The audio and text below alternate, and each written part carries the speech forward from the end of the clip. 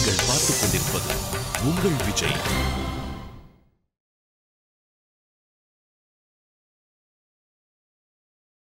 Hi and welcome to Time Pass with me Vignesh Karthik.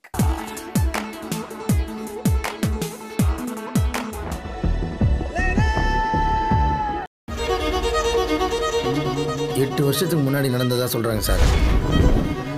அவன் அப்போ ஐட்டங்கார கூட கிடையாதான். அன்றைக்கி வெறும் புறா வளர்க்குற பையனாக இருந்தவன் அதுலேருந்து அவன் வேறு லெவல் ஆகிட்டான்னு சொல்லுவாங்க சார். இன்றைக்கி ஏரியாவில் அவன் தான் சார் பெரிய கை. நம்மளாம் அவனை தொட கூட முடியாது சார். ஒரு 2 years முன்னாடி பாலாஜி மோகன் என் கையில் 3 ஸ்கிரிப்ட் கொடுத்தாரு. அதில் 3 ஸ்கிரிப்ட் இருக்குது சார், இதில் உங்களுக்கு எது பிடிச்சிருக்கோ அது நம்ம பண்ணலாம் அப்படின்னு சொன்னார். பட் இதில் ஒன்று தான் நான் உங்களுக்கு எழுதுனேன், பாக்கி 2ம் நான் ஜென்ரலாக பண்ணது அப்படின்னு. பட் எது எனக்கு எழுதின ஸ்கிரிப்ட்னு அவர் சொல்லலை. 3மே படிச்சுட்டு எனக்கு பிடிச்சிருந்த ஸ்கிரிப்ட் நான் அவர்கிட்ட கொடுத்தேன், இதுதான் எனக்கு பிடிச்சிருக்குன்னு. இதுதான் சார் நான் உங்களுக்கு எழுதின ஸ்கிரிப்ட் அப்படின்னு அவர் சொன்னார். அதுதான் மாறி.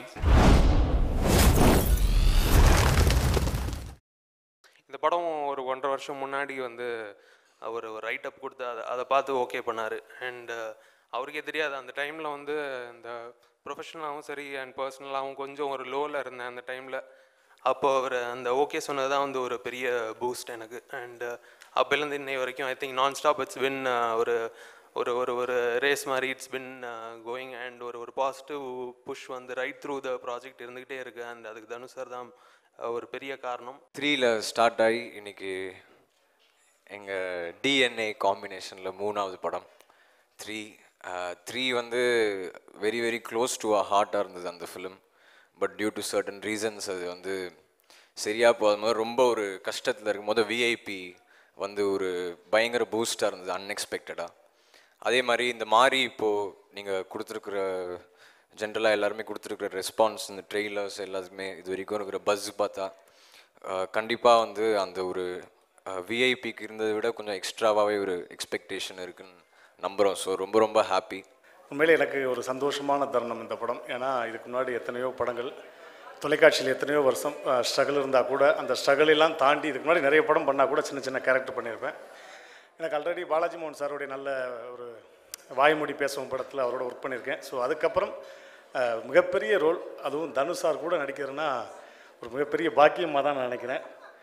ஏன்னா இதுவரை நான் அழுது நடிச்சுலாம் எந்த படத்துலையும் நடித்ததே இல்லை. இந்த படத்தில் நடிச்சிருக்கேன். அப்போ பாருங்கள் எப்படி இருக்குன்னு.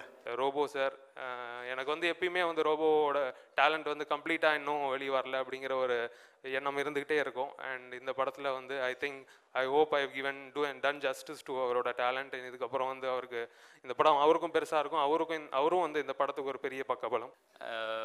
Robot Shankar phenomenal talent, extraordinary talent.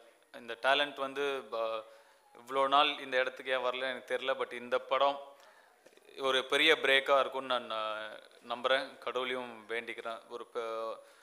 அவருடைய ஒன்லைனர்ஸ் இந்த படத்தில் சின்ன சின்ன ரியாக்ஷன்ஸ், குட்டி குட்டி எக்ஸ்பிரஷன்ஸ் எல்லாமே ரொம்ப வயிறுக்குள்ளுங்க சிரிக்கிற மாதிரி இருக்கும். இந்த படத்துக்கு மிகப்பெரிய பலம் ரோபோ சங்கர் அவர்களும் அவருடைய காமெடி டைமிங்கும் கூட. இந்த ஏரியாவில் எது நடந்தாலும் மாறிட்ட கேட்டு தான் நடக்கணும். அப்பா நான் போலீஸ் கிட்ட போக போறேன். நாங்கள் அடுத்த கலெக்ஷனுக்கே போலீஸ் ஸ்டேஷன் தான் போக போகிறோம். பண்ணிக்கல் மாதிரி.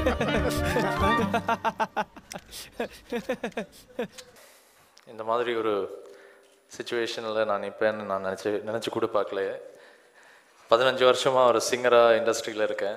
தனுஷ் சார் கூட ஒரு 8 வருஷமாக இப்போ பழகிட்டு இருக்கோம், ஃப்ரெண்ட்ஸாக இருக்கோம். அண்ட் சடனாக இந்த மாதிரி ஒரு ஃபிலிம் ஆஃபர், அதுவும் அவர் படத்தில் கூட நடிக்கிறதுக்கு ஒரு சான்ஸ், அதுவும் போலீஸ் ஆஃபீஸர் ரோல், இதெல்லாம் எல்லாமே சடனாக வந்துச்சு. ஒரு சர்ப்ரைஸாக இருந்தது. ஓப்பனிங் வெரி வெல்னு சொல்லணும். ஏன்னா ஆஸ் எ ப்ரொடியூசர் நான் சொல்கிறதெல்லாம் ஒரு படத்தை தயாரித்த பிறகு அந்த ஈர்ப்பு சக்தியை உருவாக்குவது மிக மிக முக்கியம். அந்த ஈர்ப்பு சக்தியை முழுமையாக இந்த படம் உருவாக்கி இருக்குதுன்னு சொன்னால் அந்த என்டையர் டீமுக்கு நான் நன்றி சொல்லணும். படத்தோட producer Sarath sir, Radhika madam, இவங்கெல்லாம் ப்ரொடியூசர்ஸாகவே நான் பார்க்கல. எல்லாமே the friends I hang out with அப்படி தான் நான் பார்க்குறேன். எல்லாமே such down to earth, friendly, humble people. And இன்னைக்கு வரைக்கும் நான் அவங்களோட ப்ரொடியூசராக பார்க்கவே இல்லை. பயங்கர ஜாலியாக இப்போ நான் அவரை தம்பின்னு தான் சொல்லணும்னு எனக்கு சொல்லியிருக்காரு. எங்கே போனாலும் நான் அவங்க தம்பின்னு தான் சொல்லணும்னு சரத் சார் சொல்லியிருக்காரு. ஸோ நான் தம்பி எல்லாம் ஒன்றா தான் எப்பவுமே.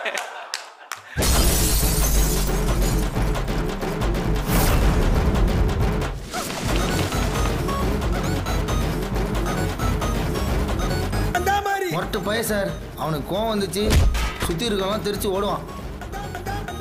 ஏரியா ஜனங்களுக்கு மாறி பிடிக்குமா? ஐயா சேட்டை பிடிச்ச பையன் சார், சும்மா ஜாலிக்காகலாம் இம்சை பண்ணுவான் சார்.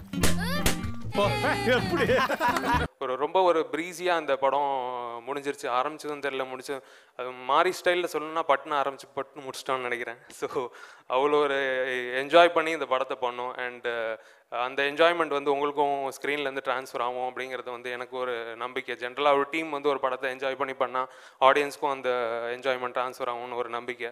ஸோ அதனால் இந்த படத்து மேலே எனக்கு ஒரு சாட்டிஸ்ஃபேக்ஷன், ஒரு ஒரு ஒரு ஹாப்பினஸ் இருக்குது இந்த படத்தை முடிக்கிறப்போ அண்ட் பார்க்குறப்போ. பாலாஜி மோகன் வந்து வாயை மூடி பேசுவதுக்கப்புறம் லைக் இஸ் சேத் அல்லால் இன் இஸ் லைஃப்னு சொன்னார். பாலாஜி மோகனுக்கு அப்புறம் வந்து சார் எங்களை வச்சு படம் எடுப்பீங்களா கேட்குற அளவுக்கு Dhanush should have definitely and great job இந்த ஃபிலிம். பாலாஜி மோகன் வந்து ஒரு முன்னாடி படங்கள்லாம் கொஞ்சம் கிளாஸாக கொஞ்சம் ரொம்ப கொஞ்சம் புத்திசாலித்தனமான ஒரு படங்கள்லாம் பண்ணியிருந்தார். முன்னாடி 2 படமும் அவர் ஒரு கூல் ஃபில்ம் மேக்கர் அந்த மாதிரி ஒரு மைண்ட் செட்டில் இருக்கார். ஆக்சுவலாக கிடையாது, அவர் பக்கா கமர்ஷியல் டைரக்டர். அவர் இதுக்கப்புறம் அவர் கமர்ஷியல் ஃபிலிம்ஸ் மட்டும்தான் எடுக்க முடியும். திரும்பி நம்ம ஃபில்ம் மேக்கர் அதெல்லாம் அவரால் இனிமேல் பண்ண முடியாதுன்னு நினைக்கிறேன். நான் பெரிய தேங்க்ஸ் சொல்லுவேன் டைரக்டர் பாலாஜி மோகன் சாருக்கும் சரி, தனுஷ் சாருக்கும் சரி. தனுஷ் சாருக்கு நடிச்ச 50 நாளும் பெரிய ஒரு இதுவாக இருந்துச்சு. ஒரே ஒரு விஷயம் தான், படத்தில் நிறைய எக்ஸ்பீரியன்ஸ் கற்றுக்கிட்டேன். நடிப்பாகட்டும், தனுஷ் சார்கிட்ட இருந்த அந்த 50 நாள் நல்ல நடிப்பு கற்றுக்கிட்டோம். வினோத் ரொம்ப ஒரு ஸ்பெஷலான ஆக்டர். அவரை பற்றி நான் சொல்லியே ஆகணும். கேமரான்னு ஒரு விஷயம் முன்னாடி இருக்கிறதே அவருக்கு தெரியாது. அது வந்து ரொம்ப பெரிய குவாலிட்டி. நான் பெரிய ஆக்டர்ஸ்ட்டை கூட பார்த்ததில்லை ஒரு சிலர்கிட்ட. பட் அவர் இப்போ தான் ஆரம்பிக்கிறாரு, கெரியரே இப்போ தான் ஸ்டார்ட் பண்ணுறாரு. சில படங்கள் தான் நடிச்சிருக்காரு. கேமரா கான்ஷியஸ்னால் என்னன்னே அவருக்கு தெரில. அவ்வளோ ஈஸியாக அவரை கேரி பண்ணிக்கிறாரு, which is phenomenal. I really admire that about him. ஹீரோயின்கான இம்பார்ட்டன்ஸோட இந்த படத்தில் கண்டிப்பாக வந்து அவங்க கதையோட போக்குக்கு வந்து ஒரு எயிட் பண்ணுற ஒரு ஹீரோயினாக அவங்க இந்த ஹீரோயின் கேரக்டராக இந்த படத்தில் கண்டிப்பாக இருக்கும். அந்த ட்ரீட்மெண்ட்டுமே வித்தியாசமாக இருக்கும் அப்படின்னு நம்புகிறோம். காஜல் அகர்வால் ஒரு சும்மா டூயேட்டு 2 படம் 2 சாங்கு, அதுக்கு முன்னாடி lead scene, end scene, 4 comedy scene அப்படி இருக்காது. ரொம்ப ஒரு பவர்ஃபுல்லான கேரக்டர், ரொம்ப இன்ட்ரெஸ்டிங்கான கேரக்டர். அண்ட் அவங்க ஜாபை அவங்க ரொம்ப கன்வின்சிங்காக பண்ணியிருக்காங்க. இந்த பொண்ணு நீ வெறிக்க பார்க்கறத பார்த்து நான் கூட லவ் சொல்லி சந்தோஷப்பட்டேனா? அந்த பொண்ணுக்கு நாங்க இருந்தாடா. இல்லடா, எங்களுக்கு தெரியுது, அந்த பவுடர் மூஞ்சி தெரியலையே. டான் நான் உன்னோடு சீனு நீ தொட்டதெல்லாம் சீனு மானு நான் உன்னோடு காஃபீன். நீங்க நல்லவரா கெட்டவரான்னு என்னால டிசைட் பண்ணவே முடியல. அதுல என்ன சந்தேகம், நான் கெட்டவன். இன்னொன்று இந்த மாரியில் என்ன ரொம்ப ஸ்பெஷல்னா, டைரக்டர் பாலாஜியோட ஃபர்ஸ்ட் ஃபிலிம். லாஸ்ட் ஃபிலிமே நான் பண்ண வேண்டியது மிஸ் ஆயிடுச்சு. But I am so happy. நான் லாஸ்ட் ஃபிலிம் மிஸ் பண்ணதை இந்த மாதிரி ஒர்க் பண்ணும்போது ரொம்ப ஃபீல் பண்ணேன். ஏன்னா வந்து அவ்வளோ ஒரு சில்ட் அவுட்டான ஒரு டைரக்டர். என்றைக்குமே ஒரு மியூசிஷியனுக்கு அந்த மாதிரி அவ்வளோ ஃப்ரீடம் கொடுத்தாங்கன்னா ரொம்ப ஸ்பெஷலாக இருக்கும். So thank you. And I wish இந்த படம் அவருக்கு கண்டிப்பாக ஒரு பெரிய கமர்ஷியல் சக்ஸஸாக இருக்கணும்னு நானும் வேண்டிக்கிறேன். அனிருத்தோட மியூசிக் வந்து அஃப்கோர்ஸ் இப்போ அனிருத்தோட மியூசிக்னு ஒரு தனி கிரேஸ் இருக்குது. His reach among youngsters is really good. And அவரோட மியூசிக் இந்த படத்துக்கு பெரிய பலமாக இருக்கும். பாடல்களை விட பின்னணி இசை இன்னும் பெரிய பலமாக இருக்குது இந்த படத்துக்கு. அவரோட ஒர்க்கும் எனக்கு ரொம்ப சாட்டிஸ்ஃபேக்ஷன் இந்த படத்துலையும். Rock star Anirudh was given me such awesome tunes. And இந்த மாதிரி ஒரு தர லோக்கலான ஒரு ஆல்பம் பண்ணணும்னு எனக்கு எப்பயுமே ஆசை. அது இந்த படம் மூலமாக வந்து பூர்த்தி ஆயிருக்கு. ஸோ தேங்க்யூ அனி. எனக்கு ஒரு பயங்கர ஒரு ஜாலியாக இருந்துச்சு மியூசிக் பண்ணுறதும் சரி. அண்ட் ஆர்ஆர் பண்ணுறதெல்லாம் வந்து I think you and your boys வந்து we hung out and had an awesome time. The rock star who I worked with as a singer, the cool dude in this gang, Anirudh. The songs is a totally new style of Anirudh that's come out. ஏன்னா இந்த அடி கூட மாரியோட அடி நினச்சிடாதீங்க. மாரியோட அடி ரொம்ப பலமாக இருக்குது. நான் பார்த்தேன் அதோடைய சாங்ஸ் அன்றைக்கெலாம் வந்து உண்மையிலே they have given a wonderful film சொல்லணும்.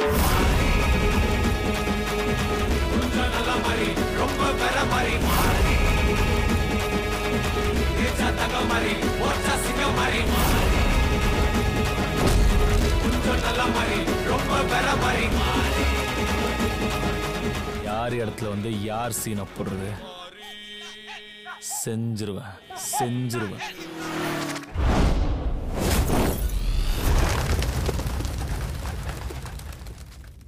மாரியே, இது இன்னும் முடியலன்னா போடா. என்னடா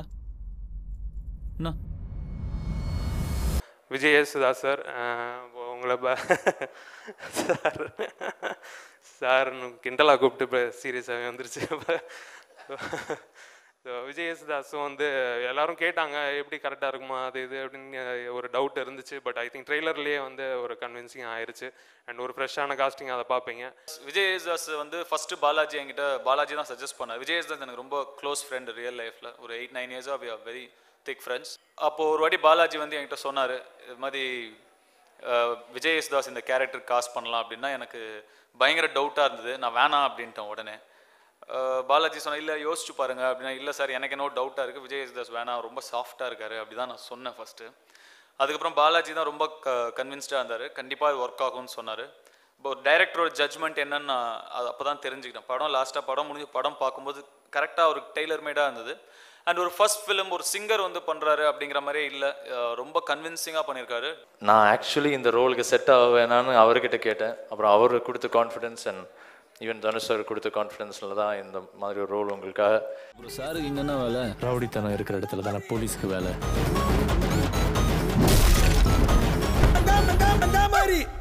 ஒருத்தன் தூங்கிட்டு இருக்கும்போது ஒரு கொசு வந்து கடிச்சதுன்னு வச்சுக்கே, அந்த கொசு பெரிய ஆள் ஆகிடாது. ஒரு நாள் முழிச்சுன்னு இருக்கிற சொல்ல கடிக்கும் போது பட்டுன்னு அடிச்சா பொட்டுன்னு போயிடும். ஒரு நாள்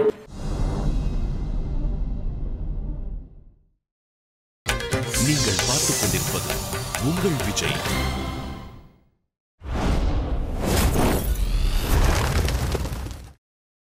மாரி is a very very special film. கண்டினியூஸாக நடுவில் கொஞ்சம் சீரியஸான ஃபில்ம்லாம் பண்ணிட்டு இருந்தேன். அண்ட் தென் வேலையில்லா பாட்டுதாரி, அப்புறம் அநேகன். பட் இந்த ஒரு நல்ல ஒரு ஃபுல்லாக கஜ கமர்ஷியலாக ஒரு மசாலா ஃபிலிம் ஒன்று பண்ணல, ஒரு சின்ன கேப் ஆயிடுச்சு அப்படிங்கிற ஒரு ஏக்கம் எனக்குள்ளே இருந்துகிட்டே இருந்தது. அந்த டைமில் கரெக்டாக என்கிட்ட வந்த படம் தான் மாரி.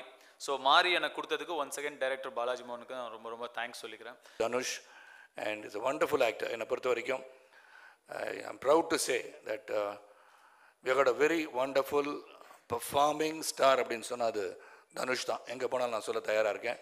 Not only in Tamil Nadu, he has made his mark in Hindi film industry, and I'm sure that he'll be called to Hollywood sometime soon with his talents that he has got. Dhanush has got a long way to go, and Mari will be one such a film. தனுஷாரை பற்றி முதல் விஷயம் சொல்லணும். ஏன்னா தனுஷாரை பற்றி படம் நடிக்கிறதுக்கு முன்னாடி இது மாதிரி படம் கமிட் ஆயிருக்கேன் அப்படி சொன்னோடனே என்ன படம்னு கேட்டாங்க. மாரின்னு ஒரு படத்தை கமிட் ஆயிருக்கேன். யார் ஹீரோ கேட்டாங்க. தனுஷ் சார். ஐயோ அப்படியா தனுஷ் சாரோட பண்ணுற அப்படின்னா, ஏன் அவர் செம்மையாக அடிப்பாரா மேடம் அப்படின்னாரு. ஐயோ என்னடா பந்தரே எப்படி சொல்கிறீங்க, சரியாக பண்ணலன்னா அடிப்பாங்களாடா, சண்டையெல்லாம் அடிப்பாங்களாம், உண்மையிலே அடிப்பாரண்டா, அப்போ ரியாலிட்டி இருக்கும் அப்படின்னு. முதல் சண்டைக்கு போக சொல்லவே பயந்து தான் நின்னேன். ஐயோ சார் கூட சண்டை போகிறமே அடிக்க போகிறாரு அப்படின்னு. ஆனால் ஒரு இடத்துலையும் ஒரு சின்ன கீழல் கூட போவே இல்லை எங்களுக்கு. எனக்கு அப்போ தான் ஒரு பெரிய சந்தோஷம் வந்துச்சு. பரவாயில்ல அடிக்க மாட்டார் பொழுதுறாப்பா சாமி அப்படின்னு. ஆனால் எனக்கு ஒரு விஷயம் மட்டும் தெரியவே தெரியாது, தனுஷ் சரியாக நடிக்காட்டி அடிப்பாருன்றது. ஏன்னா தனுஷாக கூட நடிக்கணும்னு சொல்லி நானும் நினச்சிட்ருக்கேன். ஒருவேளை சரியாக நடிக்காட்டி அடிப்பாருன்ற பயம் இப்போ வருது எனக்கும். இதெல்லாம் அடிக்க மாட்டார் நான் பார்த்தா அப்படி தெரில. ஆனால் இந்த படத்தை நிறைய பேர் அடித்ததாக கேள்விப்பட்டிருக்கேன். ஆனால் அடி ரோபோட வாங்கலை, நீ வாங்கலை. ஓகே இந்த ஏரியால எது நடந்தாலும் மாறிட்ட கேட்டு தான் நடக்கணும். அப்பா நான் போலீஸ் கிட்ட போக போறேன். நாங்க அடுத்த கலெக்ஷனுக்கே போலீஸ் ஸ்டேஷன் தான் போறோம். இட்ஸ் ஃபன்னி கேள் மாதிரி. பிரசன்னா இந்த படத்தோட ட்ரெய்லர் கட் பண்ணதுக்கு தனியாக நான் அவருக்கு ஒரு தேங்க்ஸ் சொல்லி ஆகணும். ஏன்னா ஓவர் நைட்டில் இந்த படம் வந்து ஒரு one of the hot properties, ஒரு மோஸ்ட் வாண்டட். இன்றைக்கி ரிசர்வேஷன்ஸ் எல்லாம் வந்து ஃபினாமினலாக இருக்குன்னு சொல்கிறாங்க ஆல் ஓவர் தமிழ்நாடு. அதுக்கு ரொம்ப முக்கியமான காரணம் இந்த படத்தோட ட்ரெய்லரும் கூட. அந்த ட்ரெய்லர் கட் பண்ணதுக்கே நான் தனியாக பிரசன்னாவுக்கு ஒரு தேங்க்ஸ் சொல்லணும். இது ஒரு ஃபர்ஸ்ட் படம். கண்டிப்பாக இந்த படம் வந்து எல்லாருக்கும் பிடிக்கும்னு நினைக்கிறேன். அண்ட் ஜஸ்ட் ஒரு சின்ன ஒரு தாட் தான், ஏன் இந்த படம் மேபி ஒர்க் ஆகலாம் அப்படின்னு. என்னோட ரொம்ப மொக்க நாலேஜுக்கு என்ன இருக்குன்னா, ஐ திங்க் புதுப்பேட்டை அது ஒரு சீரியஸான ஒரு டான் ஃபிலிமாக இருந்தது.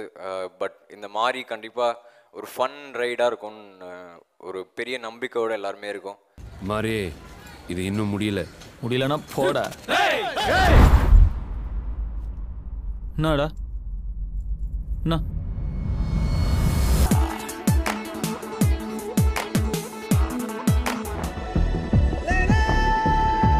பாபநாசம் ரீசெண்டாக ரிலீஸ் ஆகி சூப்பராக ஓடிட்டு இருக்கிற ஒரு படம் அப்படின்னு சொல்லலாம். அந்த படத்தை பற்றி உங்கள் எல்லாருக்குமே தெரியும். திருஷ்யம் அப்படின்ற ஒரு மலையாள படத்தோட ரீமேக் தான் இது. மோகன்லால் நடிச்சிருப்பாரு. 3 லாங்குவேஜ், மலையாளம், தெலுங்கு, கன்னடா 3 லாங்குவேஜில் ரிலீஸ் ஆயிருந்தது. 3 லாங்குவேஜ்லேயுமே வந்து செம்ம ஹிட் அப்படின்னு சொல்லலாம். இப்போ தமிழில் வந்து ரீமேக் பண்ணியிருக்காங்க. நம்ம கமல் சார் வந்து நடிச்சிருப்பாரு. என் பேரு சாய்முலிங்க, என் பேரை மாதிரியே தான் நான் இந்த மண்ணுல நானே சுயம்பா முளைச்சு மேல வந்தேன். விடுங்க என்னாச்சு, உங்களை பத்தி தான் ஊருக்கே தெரியுமே. சூப்பரான ஒரு ஸ்கிரிப்ட் அப்படின்னு சொல்லலாம். சஸ்பென்ஸ், த்ரில் எல்லாமே பேஸ் பண்ணி செம்மையாக கொடுத்துருப்பாங்க. இந்த படத்தில் பார்த்தீங்கன்னா பயங்கரமான ஒரு கம்பேரிசன் இருக்குது அப்படின்னு சொல்லலாம். ஏன்னா ஜென்ரலாகவே வந்து ஒரு படத்தை வந்து ரீமேக் பண்ணால் ஒரிஜினல் பார்த்துட்டு இந்த ரீமேக்கை பார்க்குறவங்க வந்து ஒரிஜினல் அளவுக்கு இல்லைப்பா அப்படின்னு சொல்லுவாங்க. ஆனால் இந்த படத்தை இப்போ பார்த்துட்டு எல்லாருமே என்ன சொல்கிறாங்க அப்படின்னா, மோகன்லால் வந்து ஒரு யூனிக் ஸ்டைலில் பண்ணியிருக்காரு, கமல் சார் வந்து ஒரு யூனிக் ஸ்டைலில் பண்ணியிருக்காரு. ஸோ ரெண்டுமே சூப்பராக இருக்குது அப்படின்னு தான் சொல்லியிருக்காங்க. ஸோ இதுவே வந்து ஒரு பெரிய அப்ரிசியேஷன் அப்படின்னு தான் சொல்லணும். இந்த படத்தை டைரக்ட் பண்ணியிருக்கிறது வந்து யார் அப்படின்னு பார்த்தீங்கன்னா நம்ம ஜீத்து ஜோசப். மலையாளம்ல இந்த படத்தை டைரக்ட் பண்ணா அதே டைரக்டர் தான் இங்கேயும் டைரக்ட் பண்ணியிருக்காரு. சுயம்புலிங்கம் பக்கத்துல ஒரு ஊர் இருக்குல்ல, அந்த ஊர் சாமி பேரு. இன்னொரு விஷயம் நாங்கள் வந்து கேள்விப்பட்டோம் என்ன அப்படின்னு பார்த்தீங்கன்னா, மலையாளத்தில் நம்ம திருஷ்யம் எவ்வளோ கலெக்ட் பண்ணிச்சோ அதை விட நிறைய நம்ம பாபநாசம் வந்து கலெக்ட் பண்ணிருச்சு அப்படின்னு கேள்விப்பட்டிருக்கோம். ஆக்சுவலாக வந்து எந்த லாங்குவேஜில் எவ்வளோ கலெக்ட் பண்ணாலும் அந்த பெருமை வந்து நம்ம ஜீத்து ஜோசப் அவர்களுக்கு தான் போகணும் அப்படின்னு சொல்லணும். ஏன்னா அவர் தான் மலையாளத்துலேயும் இந்த படத்தை டைரக்ட் பண்ணியிருக்காரு, தமிழ்லையும் அவர் தான் டைரக்ட் பண்ணியிருக்காரு. ஸோ அவருக்கு தான் வந்து ஒரு பெரிய அப்ரிசியேஷன் சொல்லணும் அப்படின்னு தான் சொல்லணும். இந்த படத்தில் எல்லாருமே கமலுக்கு ஈக்குவலான ஒரு பெர்ஃபார்மன்ஸ் கொடுத்துருப்பாங்க. நிவேதா தாமஸ், கௌதமி, அப்புறம் அந்த குட்டி பொண்ணு எஸ்தர், ஆஷா சரத் எல்லாருமே வந்து செம்மையாக பெர்ஃபார்ம் பண்ணியிருப்பாங்க. நாலாத்தான் முடிச்சிருக்கேன். இந்த இங்க காங்கறதெல்லாம் ஒத்தையாளா நின்று ஒத்த பைசாவை நான் சேர்த்தது. அண்ட் கிளைமேக்ஸில் அந்த கமல் சார் பேசுகிற அந்த டயலாக்ஸு அப்படியே அந்த அழுதுட்டு பேசுறது எல்லாமே வந்து பயங்கர டச்சிங்காக தேட்டரில் வந்து எல்லா சீனுக்குமே வந்து சூப்பரான கிளாப்ஸ் இருந்தது அப்படின்னு தான் சொல்லணும். நான் சொல்லதை கேட்டு எல்லாரும் ஒத்தாசையா இருந்தா தான் நம்ம குடும்பம் இதுலேயும் தப்பிக்கும். கையில பைசா ஓட்டம் அந்த திமிரல பேசுத நம்ம நினைச்ச மாதிரி இல்லை madam. They are very tough. So இதெல்லாமே வந்து நம்ம வந்து டைரக்டர் அந்த ஹோல் கேஸ்ட் அண்ட் குரூக்கு வந்து ஒரு பெரிய அப்ரிசியேஷன் நம்ம வந்து கொடுத்தே ஆகணும். ஸோ இந்த படம் வந்து ஒரு பெரிய வெற்றியாக இருந்திருக்கு. இந்த வெற்றியை தொடர்ந்து நம்ம ஜீத்து ஜோசப் இருக்கார்ல டைரக்டர் கிட்ட, அவர்கிட்ட வந்து கேட்டாங்க என்ன அப்படின்னா, மோகன்லால் பெட்டராக பெர்ஃபார்ம் பண்ணியிருக்காரா இல்லை கமல் சார் பெட்டராக பெர்ஃபார்ம் பண்ணியிருக்காரா அப்படின்னு. அதுக்கு அவர் வந்து எப்படி இந்த பாபநாசம் கதையில் வந்து அந்த சீக்ரெட் மண்ணோட மண்ணா பதஞ்சு போச்சோ அதே மாதிரி இதுவும் வந்து எனக்குள்ளேயே பதஞ்சு போட்டோம் அப்படின்னு சொல்லிட்டு சூப்பராக ஒரு ஆன்சர் கொடுத்துருக்காரு. ദൃശ്യത്തിൽ ജോർജ് കുട്ടി சொன்னதும் பாபநாசத்தில் சுயம்புலிங்கம் சொன்ன ஒரு டயலாக் தான். அந்த ரகசியம் என்னோட இருக்கட்டும், அதுதான் என்னோட பாதுகாப்பு. படத்தில் பாட்டு எல்லாமே வந்து ரொம்ப மெலோடியஸாக அந்த கதையோட ஒட்டி கதைக்கு வெளியே எங்கேயுமே போகாமல் அப்படியே கதையோட ட்ராவல் பண்ணுற மாதிரி இருக்கிறதுனால எல்லாருமே ரொம்ப ரொம்ப என்ஜாய் பண்ணுறாங்க.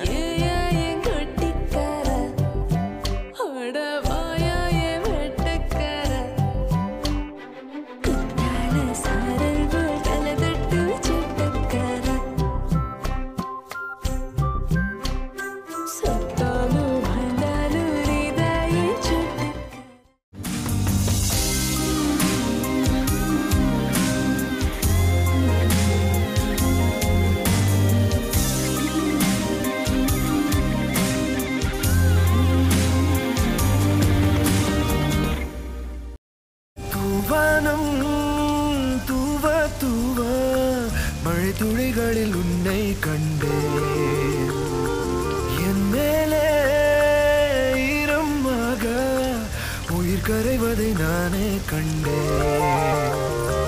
கடவுள் வரங்கள் தரும் பல கதை கேட்டேன், அவரே வரமாய் வருவதை இங்கு பார்த்தேன்.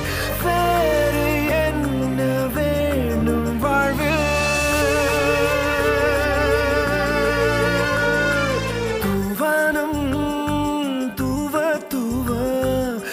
துளிகளில் உன்னை கண்டேன்.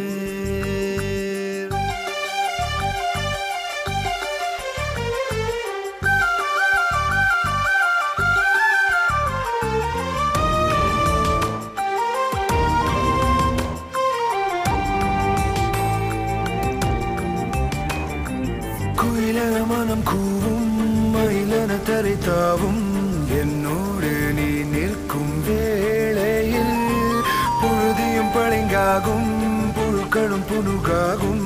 கால் வைத்து நீ செல்லும் சாலையில் யார் தீங்கு செய்தாலும் மன்னிக்க தோன்றும். நீ தந்த இம்மாற்றம் என் வெட்கம் தூண்டும். காதல் வந்தால் கோபம் எல்லாமே காற்றோடு காற்றாக போகின்றது. தூவானம் தூவ தூவ மழை துளிகளில் உன்னை கண்டேன்.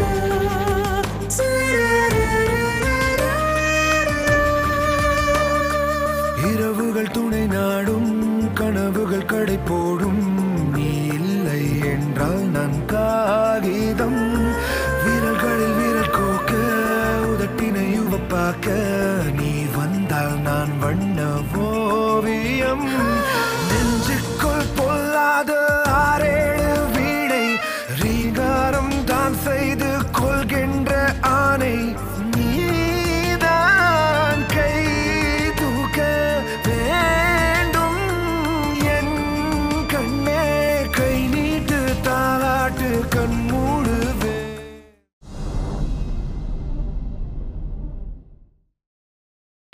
நீங்கள் பார்த்துக் கொண்டிருப்பது உங்கள் விஜய்.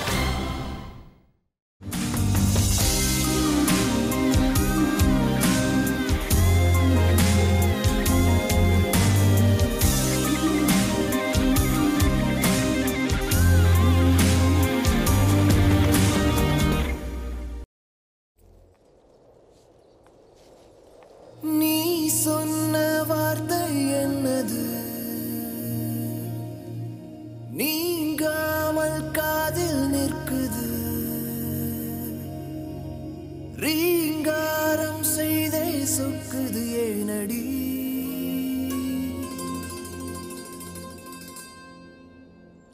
அழாத விழி விழாத நடை என்றே என்னை கூறினான்